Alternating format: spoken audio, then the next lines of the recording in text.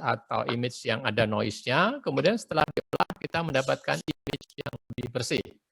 Ya, Anda sudah melakukan. Jadi Anda pada prinsipnya kan kamera HP sekarang bagus-bagus, jadi image-nya kan sudah bagus ya. Maka kemarin kan dibuat cacat dengan diberi distorsi atau noise ya. Caranya macam-macam, ada yang mengintroduce langsung menggunakan salt and pepper, ada yang menggunakan Gaussian noise, terus ada yang mengintroduce ini dengan nilai random.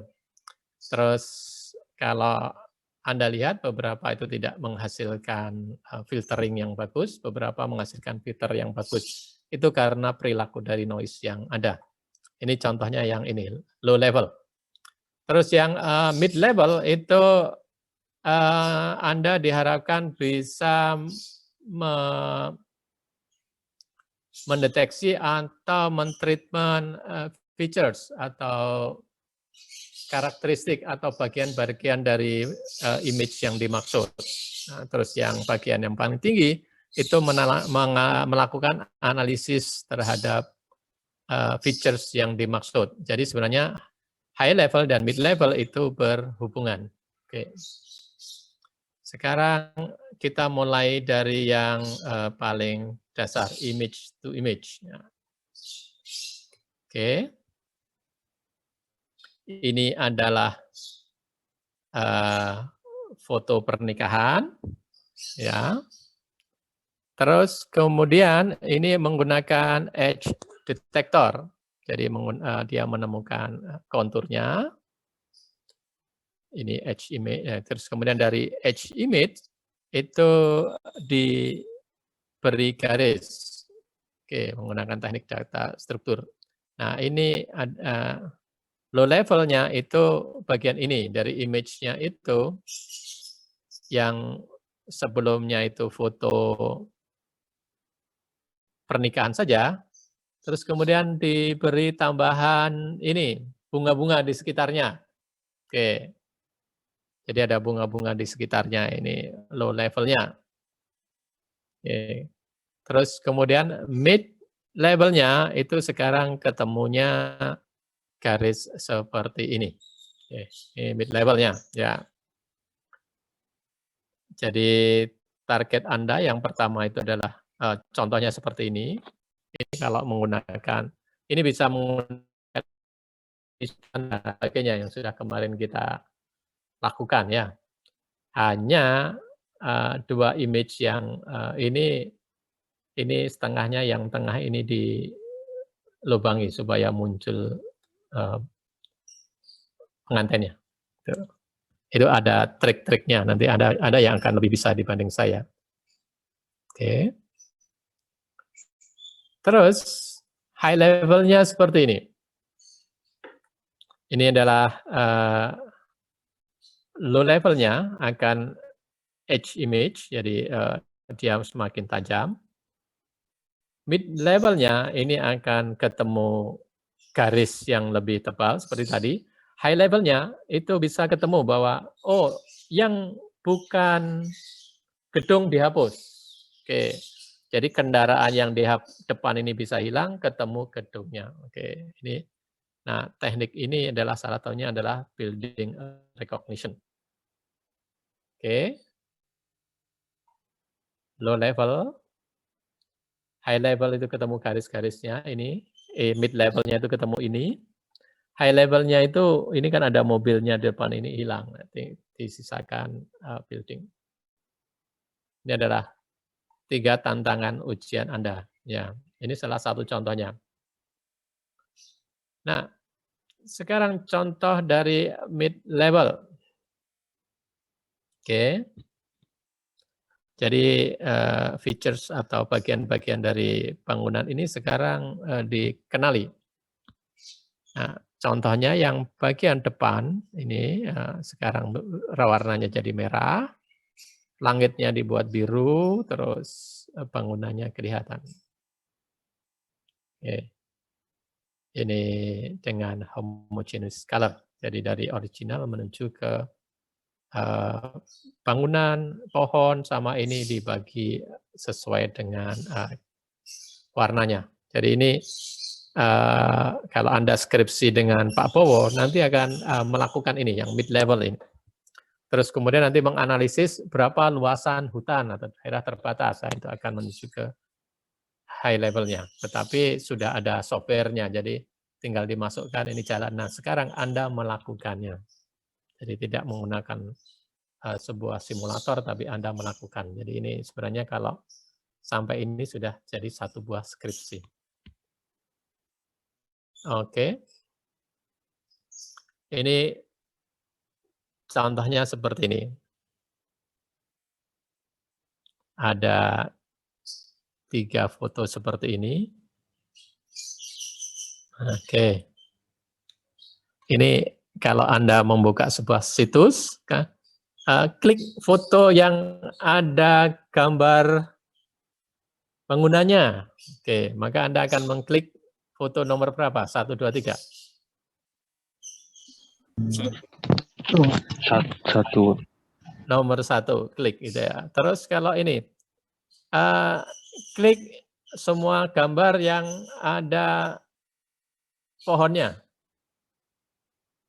Mengklik gambar nomor berapa? Semuanya. Oke, sekarang kalau klik gambar yang ada kucingnya.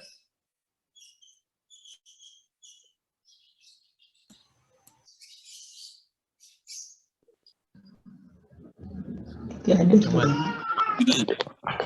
ada. Jadi tidak ada yang harus Anda klik. Terus ini. Nah, oke.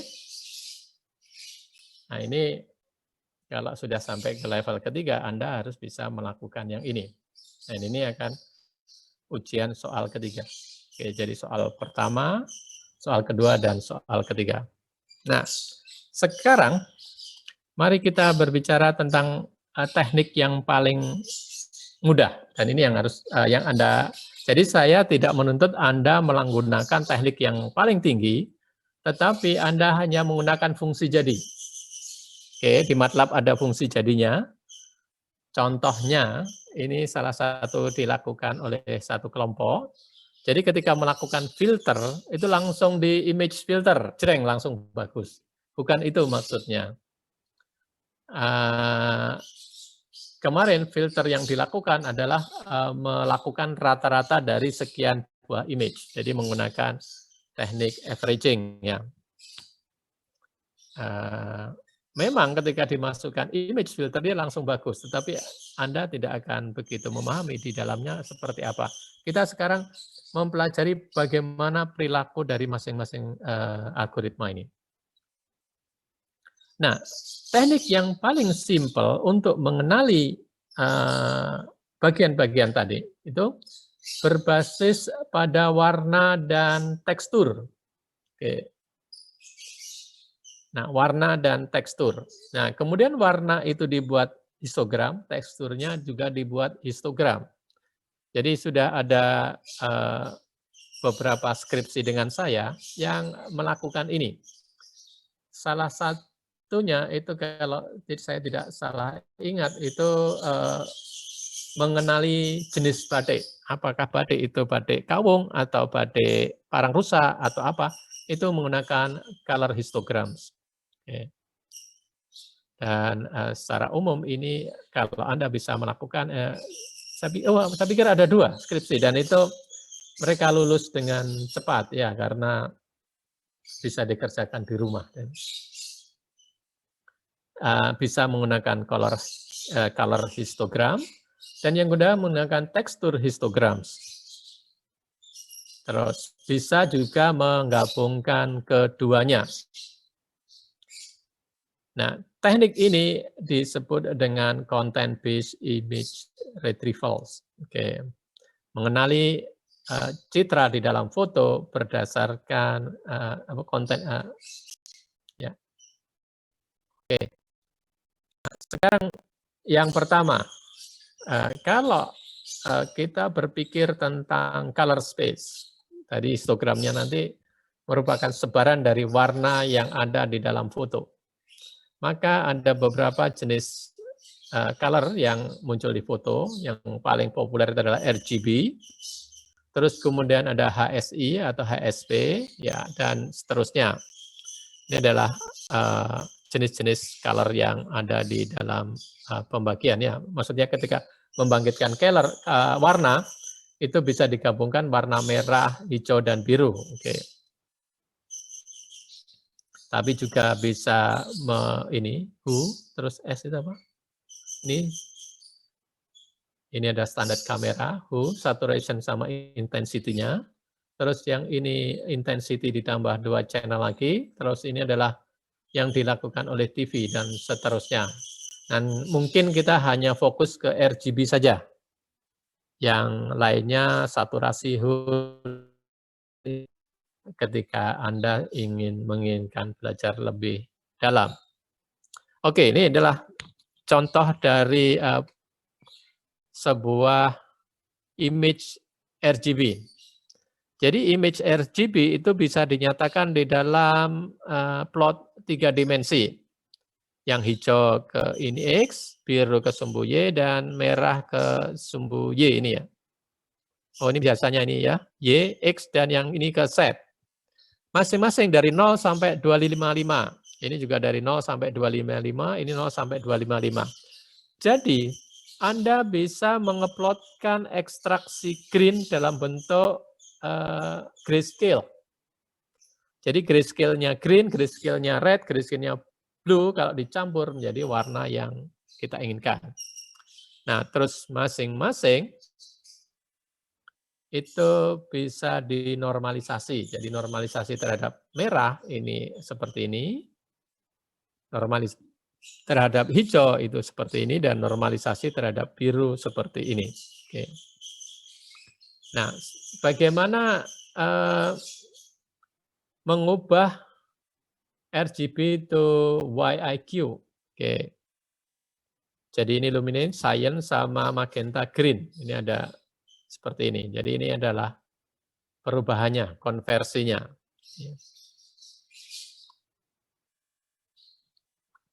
Oke, itu untuk mengubah dari RGB to YIQ. Oke. Nah, terus kemudian setelah kita dapatkan ekstraksi warna, dibuat histogramnya. Jadi masing-masing itu dibuat dalam graystone. Jadi masing-masing rednya dibuat graystone. Terus kemudian pada setiap titik itu berapa nilai pixel yang muncul dalam image itu. Terus kemudian dibuat normalisasi supaya ketemu persen dari pixel yang dimaksud pada tone I. Oke. Nah, histogram yang terjadi itu bisa digunakan untuk mengenali image yang dimaksud, karena beberapa image itu memiliki karakteristik yang khusus. Oke. Mengapa ini digunakan? Karena dia mudah sekali dihitung, terus kemudian bisa dinormalisasi. Jadi kalau dia dinormalisasi artinya nilai maksimumnya itu 1, jadi beberapa jenis image itu bisa dibandingkan, sehingga tingkat kedekatan dari image tersebut akan menunjukkan barang yang dimaksud. Oke, contohnya seperti ini. Ini histogram dari 2 image ya. Ini adalah histogramnya gambar babi, ini adalah histogramnya harimau yang ada di hutan, ada dengan background rumput-rumput. Kalau Anda saksikan, ini bisa nggak ini mengenali kalau ini gambar babi, ini mengenali gambar harimau. Tentunya ini, kalau dilihat saja sukar, ini ya. Jadi gambar ini mana harimaunya, yang ini mana babinya, itu sukar. Nah, untuk itu mari kita mempelajari lebih detail. Oke. Bagaimana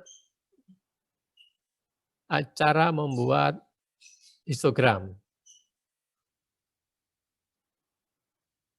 Jadi histogram itu bisa dibuat secara 3 dimensi yang disebut dengan 3D histogram. Ini bisa dilakukan di MATLAB. Jadi cara yang mudah, Anda ekstrak si image itu di dalam RGB. Oke, antara 0 sampai 255. Jadi 3 bitnya itu miliknya R, kalau yang lama, 3 bit milik G dan 2 bit milik Blue, itu yang lama. Tetapi kita juga bisa menggunakan masing-masing 8 bit. Terus kemudian dinormalisasi histogram yang dimaksud. Nah, ini kalau 3 dimensi dia akan menghasilkan seperti ini. Ini apel dan jeruk. Jadi menggunakan HSI ya. Apel yang kiri, ini yang jeruk. Ini gambar lama. Nah, sekarang Anda bisa melihat bahwa masing-masing akan memiliki karakteristik ini, seperti contohnya titik puncaknya dan sebagainya. Oke. Walaupun ada kemiripan, ini ada perbedaannya. Nah, ini digunakan untuk ini sudah digunakan untuk ini check out kasir untuk menentukan ini buah apel atau buah jeruk. Nah,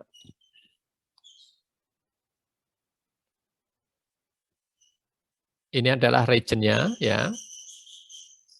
Ini ketika dinormalisasi. Jadi ini akan memperlihatkan berbagai macam jenis normalisasi. Oke. Nah sekarang tingkat yang lebih susah itu adalah menemukan wajah di dalam sebuah video frame. Nah, artinya, ya ini kalau video itu kan pastinya banyak foto, diambil satu. Ini adalah videonya.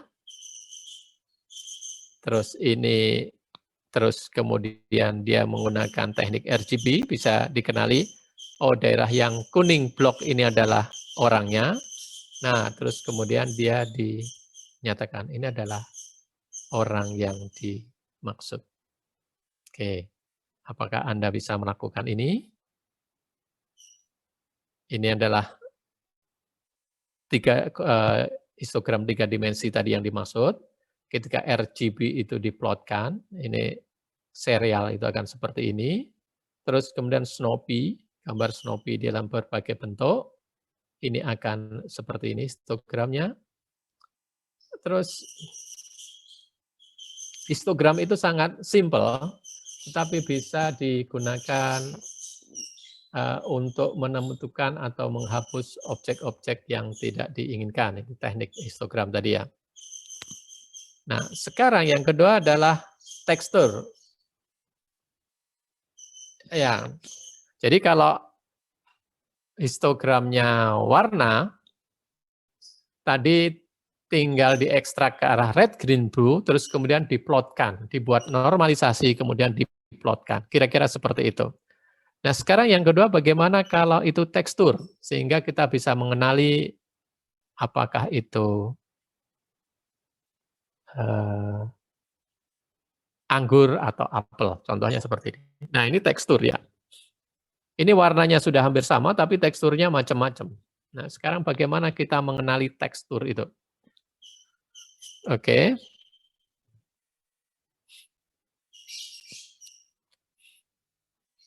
Jadi tekstur itu pada prinsipnya memiliki sebuah keteraturan, maka disebut dengan tekstur. Nah, kalau Anda lihat gambar di sini, maka di sini ada sebuah keteraturan ya, habis orang, terus boneka, orang, boneka, terus kemudian dia berani kayak kita memasang tegel, selang-seling seperti ini. Nah, keteraturan ini yang disebut dengan tekstur. Kalau tidak teratur sama sekali, maka itu sukar disebut dengan struktural tekstur. Jadi tekstur yang irregular. Nah, kalau sudah irregular ya tentunya kita sukar untuk menentukan. Tapi kalau dia yang reguler, artinya dia memiliki keteraturan, maka itu bisa dikenali. Contoh tekstur yang reguler itu adalah batik. Ya, contohnya seperti itu. Nah, sekarang bagaimana cara menentukan tekstur? Oke. Ini adalah tekstur dari rumput, ini adalah daun-daunan. Ya, ini adalah tekstur natural. Ya, jadi kalau Anda lihat ini sekarang random bentuknya, tingkat, tetapi dia tetap memiliki sebuah pola yang jelas. Ya, ya. Oke, kalau ini ada garis-garisnya, sedangkan ini berbentuk seperti titik-titik. Ini teksturnya. Nah, nah untuk mengenali tekstur yang dimaksud, ini kalau kita ingin mengenali tekstur dari sebuah foto yang secara langsung itu akan sangat susah. Oke. Nah, oleh sebab itu kita bekerjanya itu dengan mengklasifikasinya berdasarkan segmen atau bagian saja. Jadi seperti bagian dari tadi yang gambar foto tadi, hanya bagian wajahnya atau bagian matanya. Kalau kita bisa menemukan daerah mata, oh itu orang. Kalau bukan, itu bukan. Nah, bagaimana sekarang cara mengenalinya? Oke, ada beberapa cara yang bisa digunakan untuk mengenali. Yang pertama itu disebut dengan edge detector. Oke, jadi mengenali tepi dari tekstur yang akan dianalisis. Terus kemudian kita mengenali ujung-ujung dari piksel, jadi pojokan dari piksel. Oke. Jadi semakin banyak kelak-keloknya, maka akan semakin lihat kompleksitas dari tekstur yang sedang diolah. Terus kemudian arah dari pojok dari tekstur itu juga akan memperlihatkan karakteristik dari tekstur yang dimaksud. Oke. Ini adalah contohnya. Ini gambar harimau. Ketika diambil edge-nya, akan menghasilkan seperti ini. Jadi pinggiran-pinggirannya itu harimau ketemu. Terus kemudian ketika di threshold, itu background-nya bisa sedikit hilang. Sehingga ketemu tekstur dari harimau yang dimaksud. Sedangkan yang background itu menjadi lebih hilang. Ya. Nah, terus kemudian cara yang sederhana tetapi bisa digunakan untuk menghilangkan itu menggunakan teknik yang disebut dengan local binary pattern atau LBP. Ya. Jadi LBP itu kita bisa mengkonvert nilai-nilai piksel yang ada di dalam sel itu menjadi nilai bit. Terus kemudian bit itu baru dinyatakan kembali ke dalam angka. Oke. Caranya seperti apa? Nah, sekarang salah satunya ini mengkonversi seperti ini. Misalnya, saya memiliki piksel dengan nilai seperti ini. Ya, piksel pertama itu 100 dan seterusnya. Kedua ini 101, ini terus dia muter gini. 6, 7, 8. Nah, sekarang saya akan mengevaluasi piksel yang ada di tengah, 50 ini. Jika piksel pertama ini lebih besar daripada piksel yang di tengah, maka bit pertamanya itu 1. Oke, ini akan merepresentasi ke sini. 1. Oke, sekarang ini dan ini besar mana? Besar ini. Ini 1. Nah, sekarang yang ini kan lebih besar. Ini akan 1. Ini lebih besar. 1. Ini lebih besar. 1. Oke, 1, 2, 3, 4, 5, 6, 7, 8. Ya. Nah, terus baru ketika ini, ya, 50 dengan ini sama, maka dia akan menjadi 0. Oke, 40 ini akan menjadi 0. Nah, kemudian angka ini, ya, didesimalkan kembali, ketemu 252. Nah, 252 ini sekarang menggantikan angka 50 yang di sini. Oke, ini teknik ini disebut dengan teknik local binary pattern. Nah, local binary pattern itu memperlihatkan piksel yang dievaluasi relatif terhadap piksel-piksel tetangganya. Oke. Nah,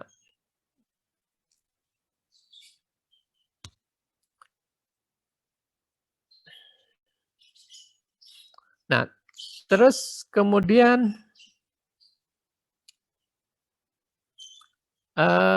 menghitung jarak antar piksel ya. Nah, setelah piksel-piksel itu diketemukan, terus Anda bisa menggolongkan. Oke, satu kelompok itu. Nah, kita sudah memiliki beberapa jenis jarak, ya. Ada salah satunya adalah Euclidean distance, jadi melihat jarak berdasarkan vektor ya. Ini menggunakan kuadrat. Ya. Oke, jika dia terlalu jauh dari piksel yang sebelumnya, maka dia tidak termasuk di dalam kelompok image yang dimaksud. Ya. Dengan cara ini kita bisa mengelompokkan ini daerah yang kita inginkan.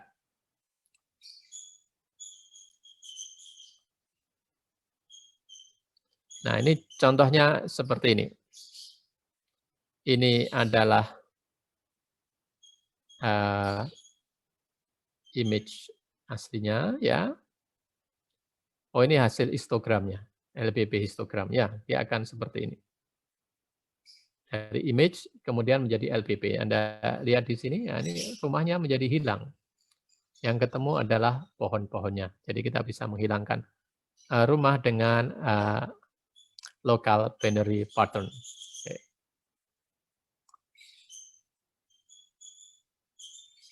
Dari local binary pattern itu kita bisa mengkelompokkan misalnya daerah yang kita inginkan itu ada di angka berapa sampai angka berapa, maka yang di luar angka itu bisa kita hilangkan. Oke. Ini Anda lihat ya. Apa yang hilang di sini? Ini 1, 2, 3 ini. Ya.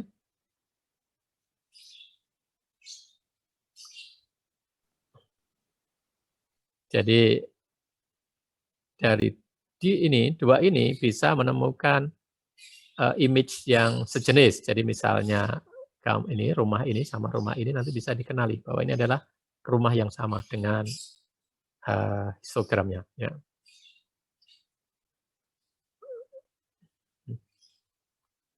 Jadi local binary patterns itu bisa digunakan untuk contohnya ini bisa menentukan cancer di dalam pap smear, ya.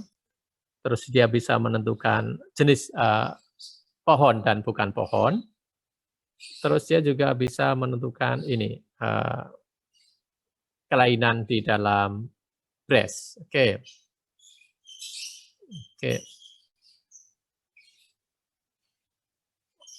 Nah, itu adalah ujian akhirnya. Jadi mengenali sebuah objek.